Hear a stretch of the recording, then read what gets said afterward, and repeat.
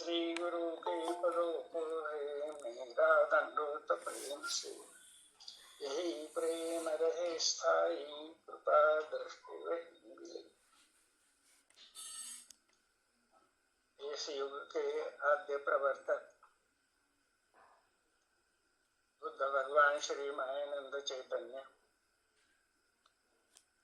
और ज्ञानशाला के प्रथम संचालक परम पूज्य जगत गुरु स्वराजानंद जी, इनको शतशः प्रणाम करके आज के सत्संग में उपस्थित सर्व आत्मरूप सज्जनों को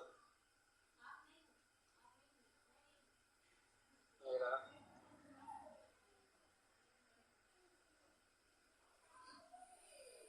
शतशः धन्यवाद।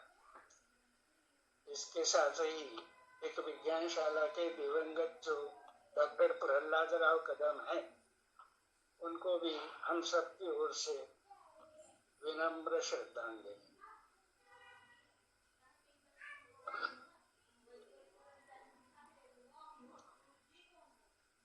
आदरणीय श्री मूर्ति जी ने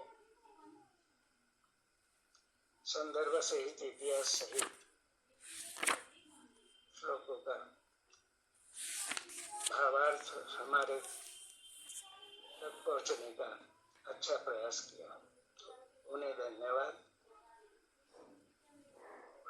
नेटवर्क के कारण चंद्र प्रकाश जी नहीं जुड़ सके, उनकी इच्छा होते भी उन्हें भी शतशः धन्यवाद।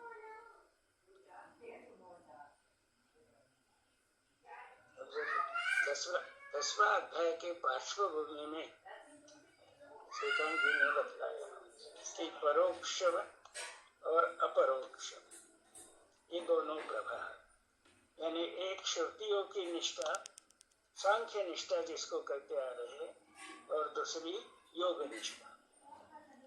तो इसमें 8वां श्लोक जो है 7वां, वो बहुत महत्वपूर्ण है हम सबके लिए।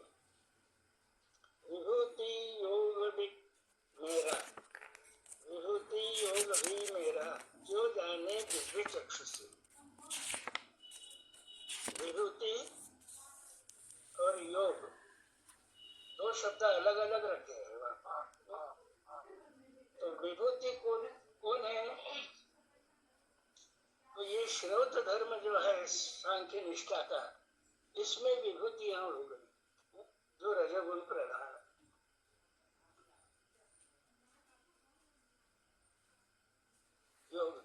तो ये जानना बहुत आवश्यक है। उनकी जो महर्षि है, मनु है, ब्रह्मा के मानस पुत्र, तो यहाँ दिव्य चक्षु से भगवान कहते हैं कि दिव्य चक्षु से इसको जानो, क्योंकि ये दोनों भी प्रवाह जो है उसमें शब्द ज्ञान और परोक्ष ज्ञान बिल्कुल एक सरिका है। इसलिए निश्चय न होने से कब हम इधर उधर हो जाएंगे और श्रुति में ही लटक जाएंगे, विभूति में। इसकी जागृति रखना बहुत कठिन है। इसलिए भगवान कहते हैं कि ये मेरा आत्मयोग जिनको मिल गया, वो मेरे विभूति योग की मर्यादा क्या है और स्वरूप क्या है, इसको पूर्णतः जब तक नहीं पहचानेंगे तब तक वे मेरे आत्म योग में स्थित नहीं हो सकेंगे। वो ज्ञान ही पूर्ण होता है। केवल श्रुतियों का ज्ञान सब संपादन कर लिया, उसको भगवान ज्ञानी नहीं कहते। दिव्य चक्षु से देखो, तो दिव्य चक्षु से देखने लगा मैं, तो ये ध्यान में आया कि मनोनीत कर दी है, मनोनीत किया। लेकिन वेद परंपरा में ये नहीं है। वेद परंपरा में स्वयं गुण कर्म विभाग है। तो ये सावर्ण वगैरह जो भी बतलाया, वो तो मेरे भी ध्यान में नहीं आया। और टिप्पणी में ऐसा लिखा है, ये ब्रह्मदेव ने हाँ? ब्राह्मण और क्षत्रिय वर्ण के कुछ तेजस्वी लोग सुने, अब पहले ही देखा तो ये ब्रह्मा भी नहीं जानता है नारायण भगवान को पूर्णतः, हाँ? उसकी पहचान ही नहीं है, तो उसने आदि में हो गए ब्राह्मण और क्षत्रिय कैसे पहचाने? तो ये वर्ण नहीं है, वहां पे टिप्पणी में वर्ण डाला है, हम गुमराह हो जाएंगे, तो भाई ये वर्ण कैसे चुने? तो वर्ण का मतलब वहां पे कुल है, ब्रह्मा ने कुल निर्माण किए और कुल धर्म वहां से फिर जाति धर्म आगे हो गए, क्योंकि दिव्य चक्षु के बिना अपना भी वर्ण ध्यान में नहीं आ सकता और औरों का भी नहीं आ सकता, तो कैसे चुनेंगे भाई? इसलिए वहां पे नॉमिनेशन की प्रथा है, वेद परंपरा में स्वयंभू है चारों। फिर ये व्यवस्था बनाई, चातुर्वर्ण व्यवस्था का रूपांतर किया, तो दिव्य चक्षु से इसको भी देखिए कि ब्रह्मा ने क्या किया, ब्राह्मण कुल के और क्षत्रिय कुल के लोग चुने। उस वक्त क्या स्त्रियां नहीं क्या, किसान नहीं थे, शूद्र नहीं थे, रोजगार नहीं थे, तो दोनों को महत्व प्राप्त हो गया, उसी से प्रजा बनी, राजा और प्रजा, और इनका राज्य और सत्ता कल्प के अंत तक चलेगी। इसको जरा सोचो, दिव्य चक्षु से आज वही चल रहा है। तो ब्रह्मा ने क्या किया, श्रुतियां लिखी, लेकिन कैसे लिखी? नारायण भगवान ने जो मंत्र लिखे थे, वेद मंत्र जो प्रसारित किए थे कृत युग में, उसके आधार से अपने मंत्र लिखे, श्रुति मंत्र लिखे, और ये श्रुति मंत्र के बाद इस 4 संहिताएं तैयार होगी, लेकिन इसमें भी गड़बड़ की है, उसने मिलावट कर दी, रजोगुण का स्वभाव ही है। तो पुरुष सूक्त जो नारायण का है उसमें भी कैसे मिलावट हुई है, ये दिव्य चक्षु से देखिए।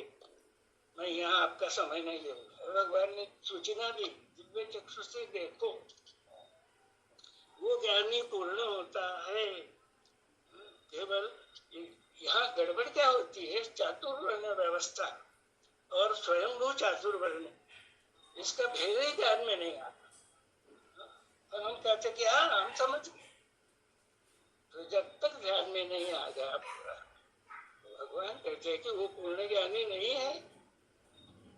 पूर्ण ज्ञानी होता है, इसमें संदेह है नहीं, वो संदेह रहित तभी होगा। यहाँ ये भी ध्यान में आ गया, व्यवस्था है समाज की, तो विज्ञान की दृष्टि से देखिए कि केवल क्षत्रिय और ब्राह्मणों के हाथ में सत्ता दे दी सब, और समाज व्यवस्था के लिए किसान और श्रमिक आवश्यक नहीं है। एक ऐसी व्यवस्था की जिसमें स्त्रियों को भी कुछ स्थान नहीं, किसानों को भी स्थान नहीं, कृषि गोरक्ष वाणिज्य को भी स्थान नहीं, शूद्रों को भी स्थान नहीं। लंगड़ी व्यवस्था है ये, जिस व्यवस्था का स्वरूप और उसके विकार आज हम सब देख रहे हैं। इसलिए अवतार इसलिए आता है, ये विश्व धर्म जो है, जो 4 पाव से चलता है, उसके 2 पाव तो लंगड़े हो गए त्रेता युग से ही, तो रात पूरे संप्रदाय में पंथ में बन गए सब, इसमें संदेह है। अब सबका उत्पादक मैं हूँ, फिर अधिष्ठान भगवान ने रखा विश्व रूप का, सबका अधिष्ठान मैं हूँ, उत्पादक मैं हूँ, मेरे में सब हो रहा।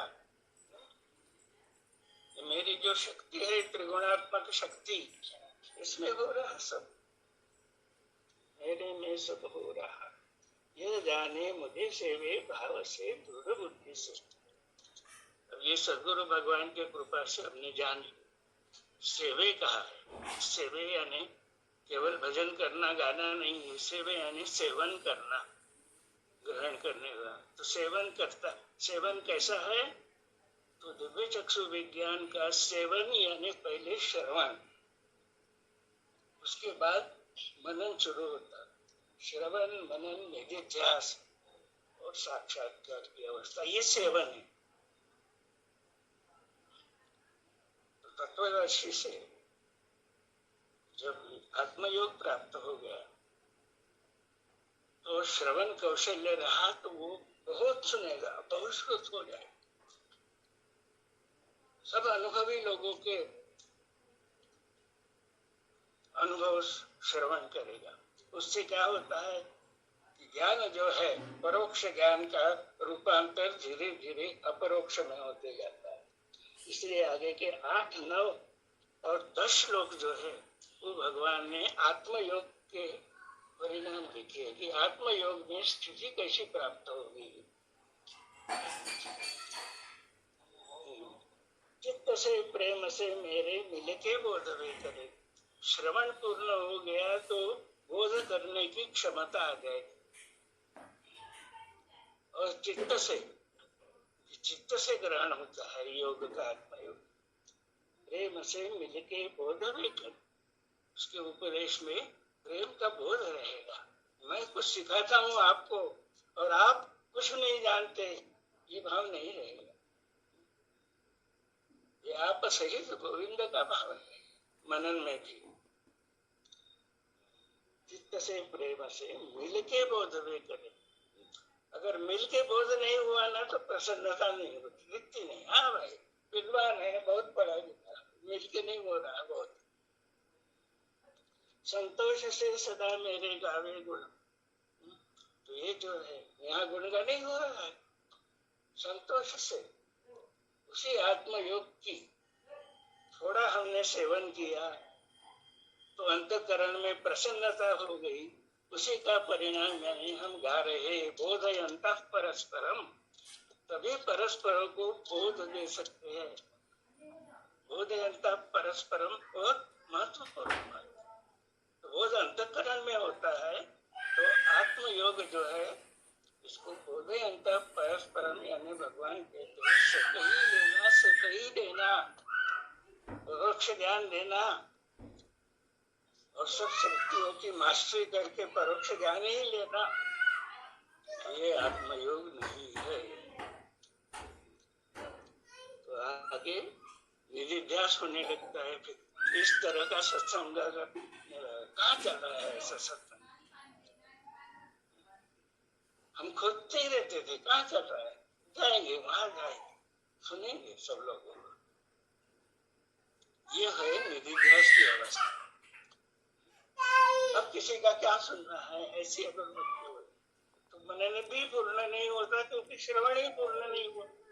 श्रवण कौशल्य ही नहीं विकसित हुआ तो मनन भी कौशल्य है, निधिध्यास भी कौशल्य है। बोधयन्तः परस्परम में निधिध्यास का कौशल्य बढ़ता है। सदैव ऐसे सदैव युक्तों को तेषां सतत युक्तानां, यानी ऐसे तद्रूप जो हो गए उसमें साक्षात्कार की अवस्था है। ऐसे सदैव युक्तों को प्रेम से बसते हुए स्वयं भगवान कह रहे हैं कि मैं उनकी सेवा करता हूँ।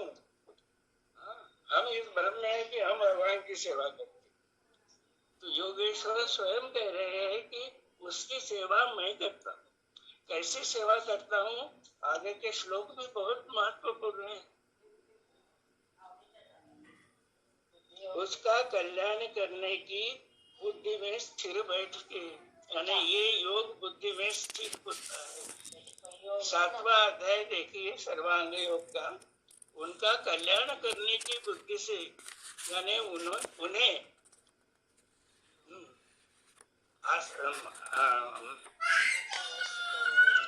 स्थित होने के लिए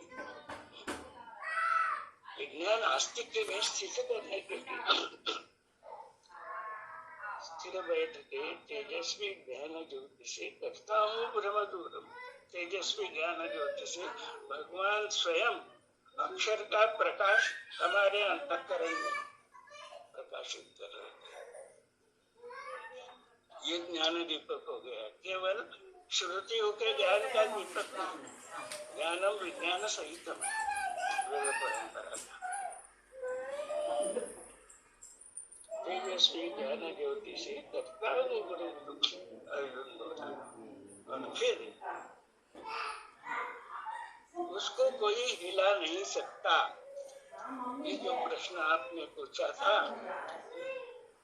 पिछले सत्संग में, पिछले रविवार के सत्संग में, इसका उत्तर यहाँ है, उसे कोई हिला नहीं सकता, क्योंकि वो श्रुतियों का रहस्य भी पूर्ण जानता है, विभूतियों का रहस्य भी पूर्ण जानता है, और आत्मयोग में स्थिति भी है।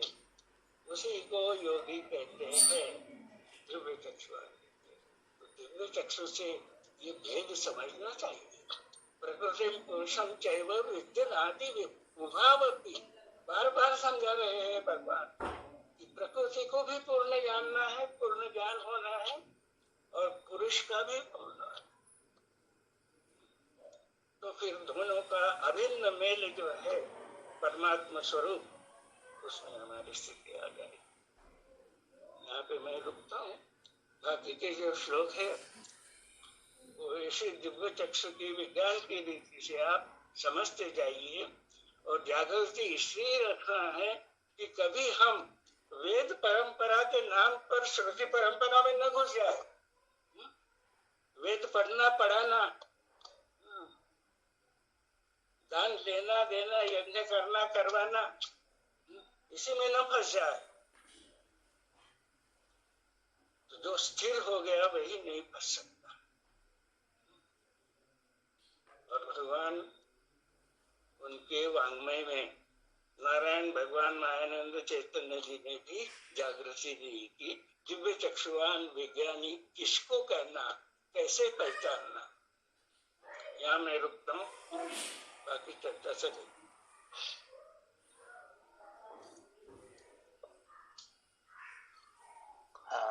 नर्मदे स्वामी जी। नर्मदे। मेरा प्रश्न आदरणीय श्रीकांत जी से है कि उन्होंने जो है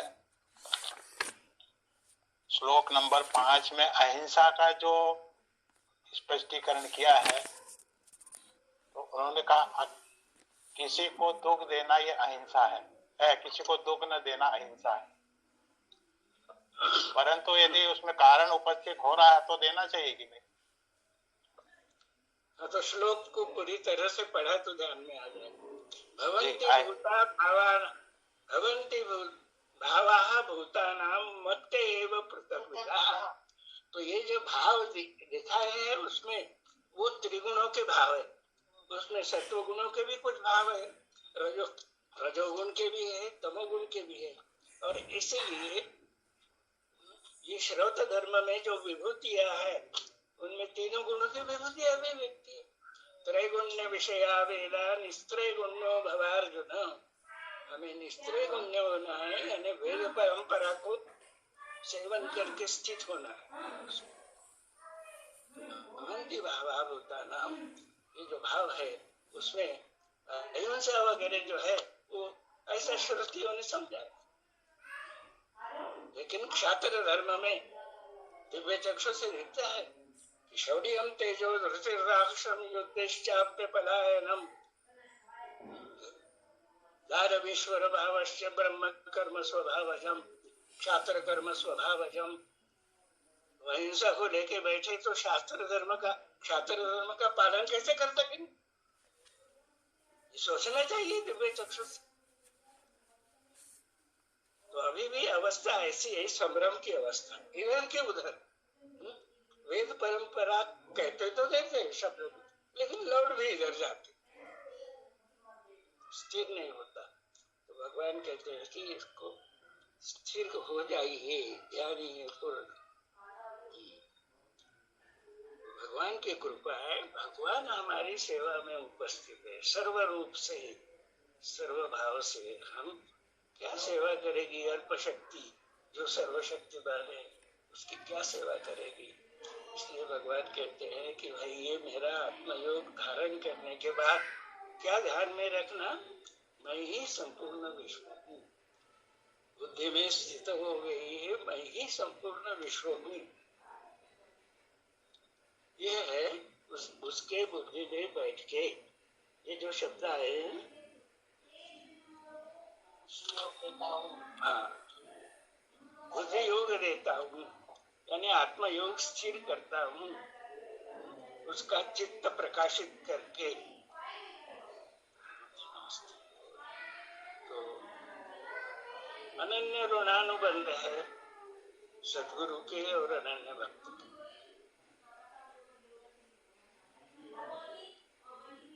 इसीलिए बोधयन्तः परस्परं तुष्यन्ति च रमन्ति च, एक शब्द में क्या भाव भरा है, ये सब ध्यान में लीजिए।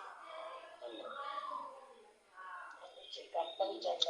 हाँ, विभूति है जो गांधी जी ने भी और जैन धर्म में भी अहिंसा परमो धर्म, बौद्ध धर्म में भी विभूति योग है। वो फंस जाते हैं, बड़े बड़े फंस जाते हैं।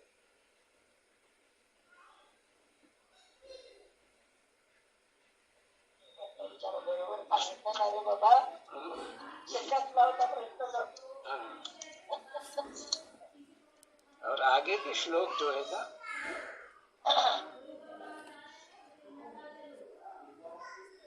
विभूति योग है मेरा जो जाने चक्षु से, ये लाइन बहुत महत्वपूर्ण है। ये निधिध्यास के लिए रखी है, हम रखें।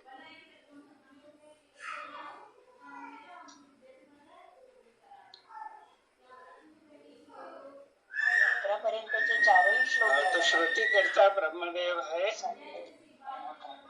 और वेद ज्ञाता और वेद प्रदाता नारायण है। दो प्रभाव चल रहे हैं। वस्तु दर्शन होने के बाद जब निश्चय हो जाता है तो दोनों का साक्षी बन जाता है, तो वो सर्वरूप हो जाता है। इसलिए कहते हैं कि मैं ही हूँ श्रौत यज्ञ, मैं ही हूँ स्मार्त यज्ञ। इसका मतलब ये समर्थन कर रहे हैं विभूति योग का या सांख्य परंपरा का, ऐसा नहीं होगा। आप पहचानना चाहिए कि मैं ही संपूर्ण विश्वरूप परमात्मा तो स्थित है अपने वस्तु निश्चय में। वो क्षराक्षर संयुक्त है, इसलिए सर्वरूप है। इसलिए मृत्यु भी मैं ही हूँ, अमृत भी मैं ही हूँ। ये भाव ध्यान में आते जाएंगे और प्रसन्नता बढ़ती जाएगी। सब परमात्मा है तो फिर मृत्यु से क्या डरना है भाई, उसी का स्वरूप है वो।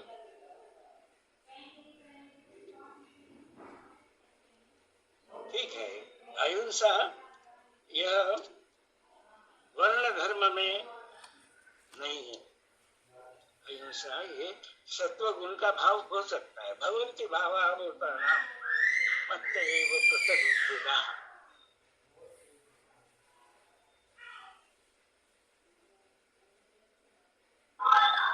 ये है ना देवी गुण है इनमें केवल। हाँ, बहुत बहुत धन्यवाद, आभार आपका। सर सर इसमें ये जो 5वां श्लोक है, इसमें भूतों में मुझसे होवे भिन्न भिन्न विकार, ये तो ये विकार क्या है? क्या ये मलिनता है?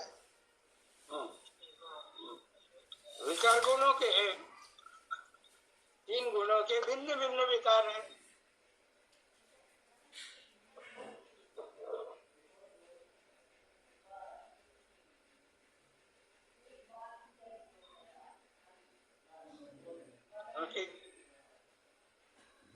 तीन गुण एक ही में है साम्य अवस्था में। तो तमोगुण कहा तो उसमें भी तीनों है, रजोगुण कहा तो उसमें भी तीनों है। जैसे हमने पहले ही देखे स्थूलकारी बोल सकते हैं स्वामी? हाँ, स्थूलकारी बोल सकते हैं विकार को? स्थूल कार्य कह सकते हैं, विकार यानी कार्य को ही कहते हैं। जैसे अक्षर का विकार अक्षर है, यानी स्वरूप है वो विकार्य। लेकिन व्यष्टि भाव के विकार अनंत हो गए ना, यहाँ 3 गुण फुट गए, इसलिए विकार अनंत हो गए।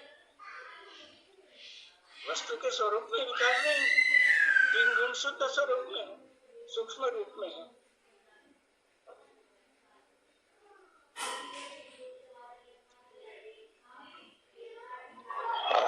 स्वामी जी, इसमें मैंने एक जगह गीता में भी लिखा देखा है ये कि अहिंसा, समता, तुष्टि, तप, दान, यशायस, भूतों में न प्राणियों में मुझसे भिन्न भिन्न विकार ये न भाव ही, ऐसा लिखा है वहाँ। तो विकार है न भाव भी होते हैं क्या? गुणों के भाव को ही विकार कहते जी। जैसे मैं हूँ, ये अपने अस्तित्व का जो भाव है, ये विकारी भाव नहीं है। मैं ही संपूर्ण विश्व हूँ, इसको विकार कहेंगे क्या? नहीं। एक अणु भी अपने अस्तित्व का ज्ञान दे रहा है कि मैं हूँ। पत्थर भी है, कहता है अरे मैं हूँ, जरा देख के चल। ये अस्थि भाव है, अस्थि से भांति प्रकट होता है और भांति से दृश्य दिखता है। उस दृश्य में 3 गुण है और ये 3 गुण जब व्यष्टि भाव में आ जाते हैं, अस्थि भाव छोड़कर, अनंत विकार दिखते हैं कि व्यष्टि में। तो यहाँ विकार से मतलब लक्ष्य अपने को भाव से लेना है।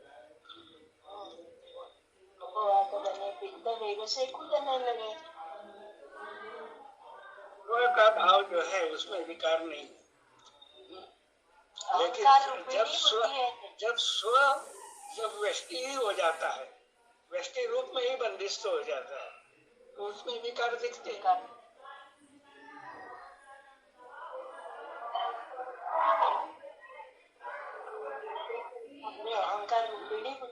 हाँ, तो ये विकार कैसे? त्रैगुण्य विषया वेदान स्तरे गुण्यो भावार्थ। तो देखिए कैसे विकार है।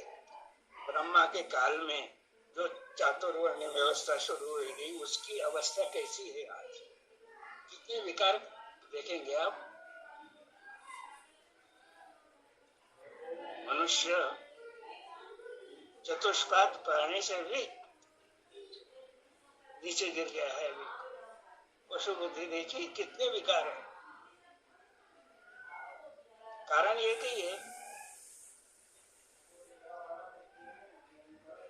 विश्व स्वरूप का अज्ञान,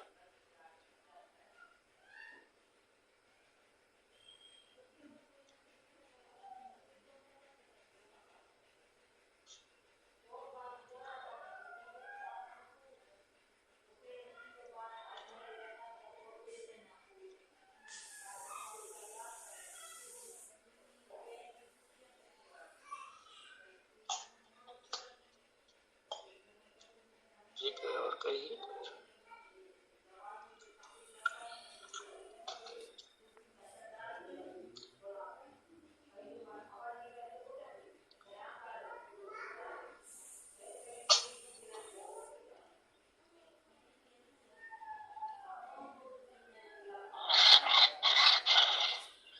स्वामी जी, ये ब्रह्मदेव को क्या नारायण का ज्ञान नहीं था? हाँ, कौन बात कर रहे हैं बाबा? कौन? हाँ हाँ, बोलिए। ये अमन का मतलब ये था कि ब्रह्मदेव या तो ज्ञान नहीं,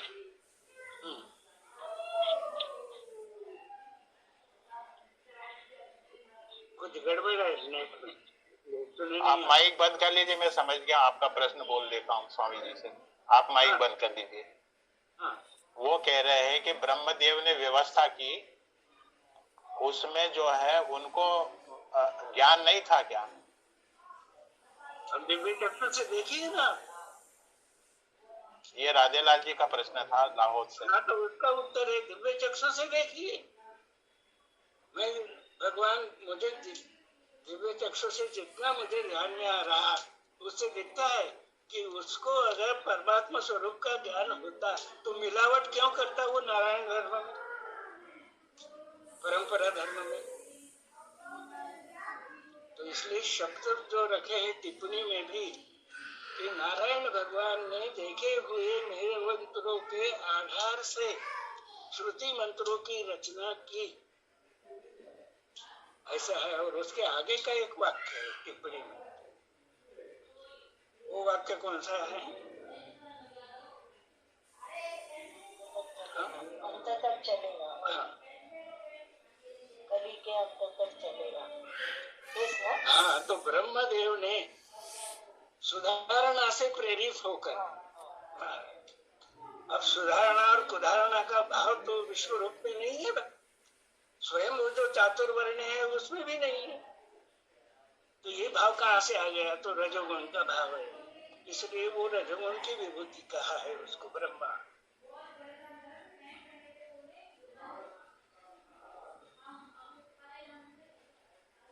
इसलिए दिव्य चक्षु से देखते जाइए, देखिएगा कि ब्रह्मा विष्णु शंकर ये सब त्रैगुण्य विषया वेदा घूमने वाले हैं, सब चक्र में है। सर्वावा भूत जाया नाशमेवानुधावन्ते, केवल अनन्य भक्त जो है वो स्थिर हो सकते हैं उसमें। ये चक्र बंधन जो है, संसार बंधन कहिए, संसार चक्र कहिए, हमें फंस गए हैं, हमें ही छुड़ाना है स्वयं को।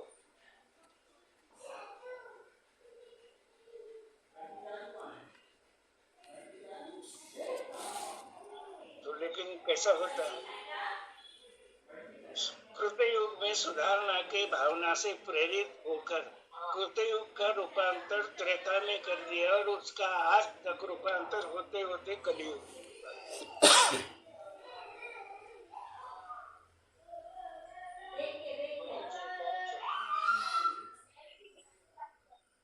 और अखंड मंडलाकार चक्र में क्या होगा कि अत्यंत विकार आज जो दिख रहे हैं उसका आगे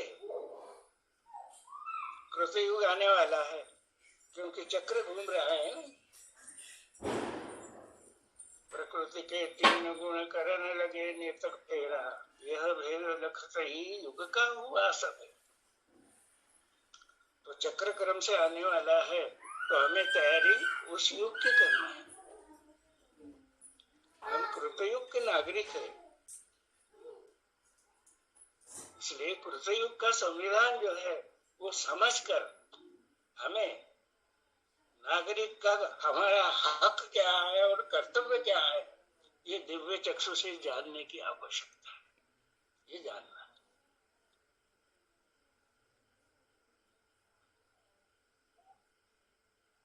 स्वामी जी, जो अभी आपने प्रश्न किया, तो ऐसा तो नहीं कह सकते हैं टोटली कि ब्रह्मा जी को बिल्कुल भी दिव्य चक्षु का बोध नहीं था, मतलब सतोगुणी का रजोगुणी भाव हो गया था।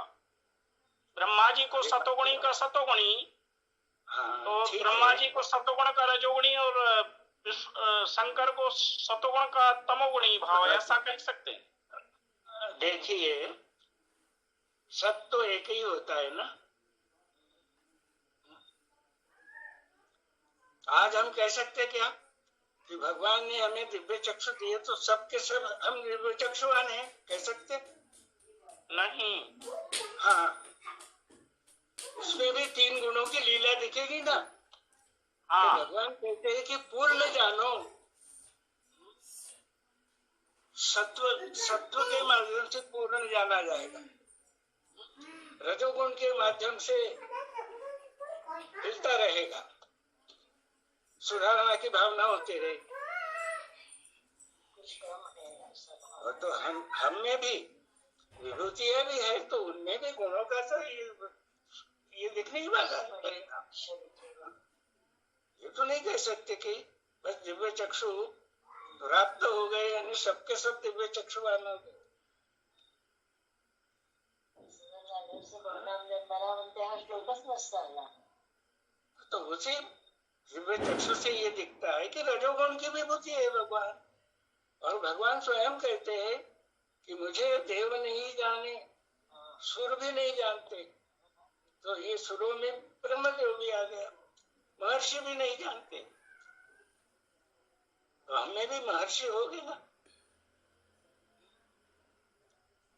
दिव्य चक्षु ज्ञान विज्ञान की जो 7 सीढ़ियां है उसमें महर्षि चौथी सीढ़ी है।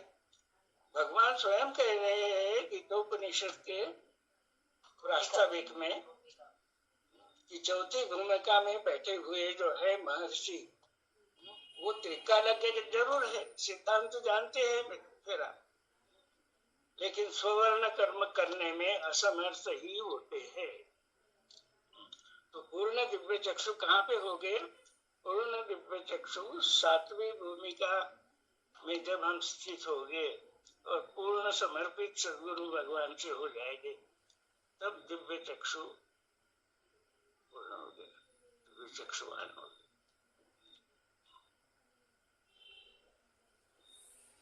एक प्रश्न और है मेरा।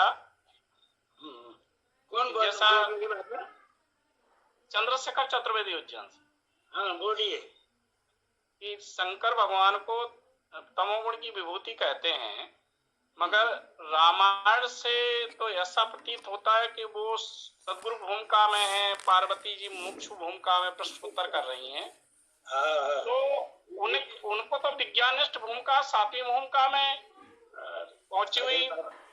दिव्य चक्षु से जानो कि वो शिव और पार्वती यानी शिव कौन है? वहाँ पे नारायण शिव है, पर ब्रह्म पराशक्ति की संवाद है वो। ये अभी तक अगर नहीं समझे आप दिव्य चक्षु से अभ्यास से, तो पुराणों से कब तक चलेंगे? जब सब पुराणों ने ये प्रश्न किया है स्वामी जी। हाँ जी, ये प्रश्न किया। केवल शिव पर ब्रह्म और पराशक्ति पार्वती जी जो है वो पराशक्ति है। ये दिव्य चक्षु से जानना बहुत आवश्यक है।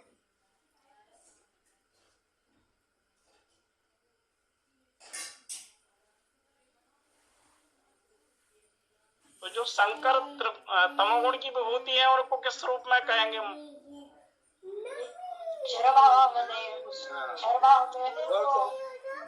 इसे अब स्पष्ट दिख रहा है ना कि सांख्य निष्ठा और वेद निष्ठा, इसमें क्या फर्क है देख रहे हैं ना। कि सांख्य निष्ठा का परिणाम कितना गहरा हो चुका है अंतःकरण पे। तो दिव्य चक्षु के प्रकाश से हम अज्ञानजम तमाहा ये शब्द रखे भगवान ने, उसका पूरा अज्ञान मैं मिटाता हूँ, उसके बुद्धि में स्थित होके यानी बुद्धि योग लेता हूँ। और कौन से शब्द में समझाना चाहिए हम जैसे मूल लोगों को? भगवान स्वयं समझाने के लिए ही शब्द इस्तेमाल करें। सोचना चाहिए इसका गांभीर्य क्या है। ठीक है स्वामी जी, आभार।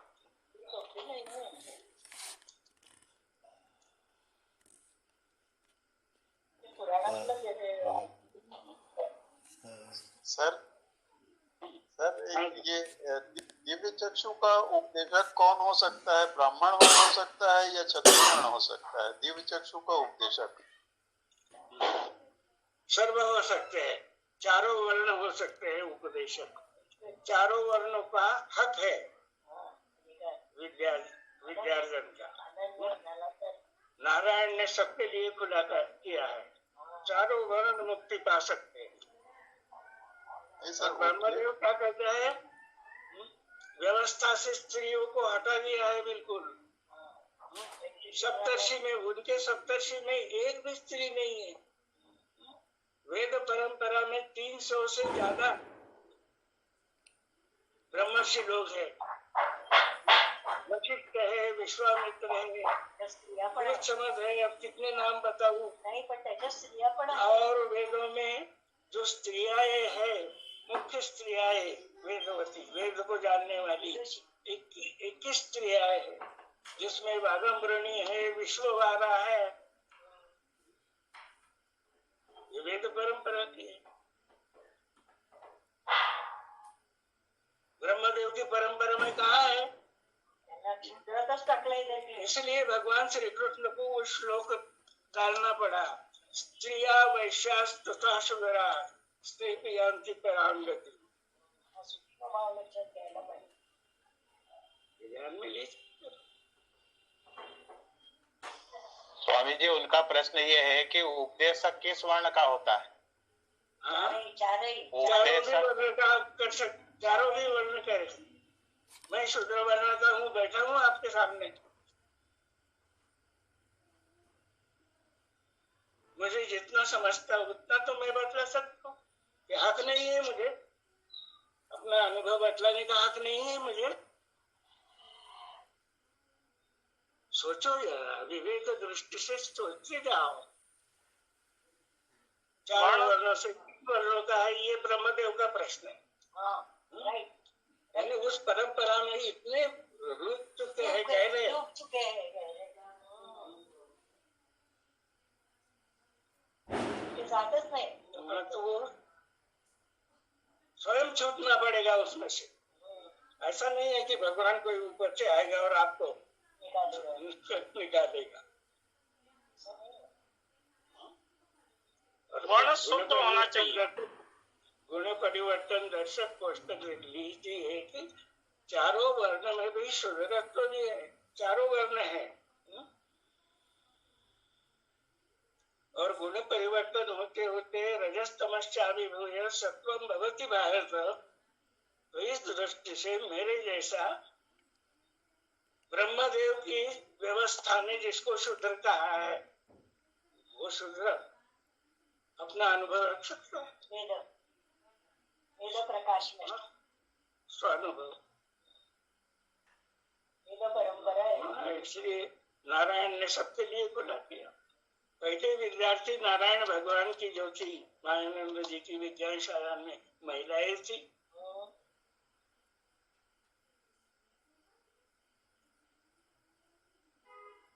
हाँ सर, ब्राह्मण वर्ण को सबसे ज्यादा प्रकाश होता है, ये भी कहा गया।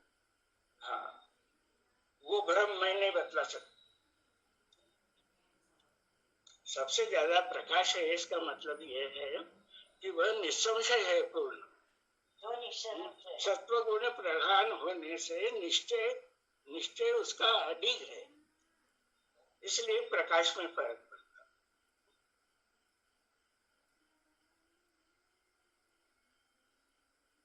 ठीक है सर।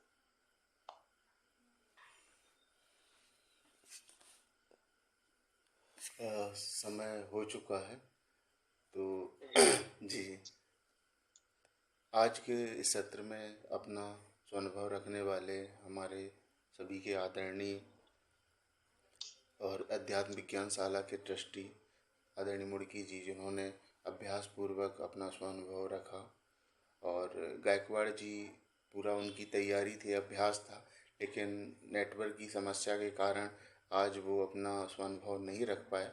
तो अगले सत्र में उनको यहाँ पे अवसर दिया जाएगा।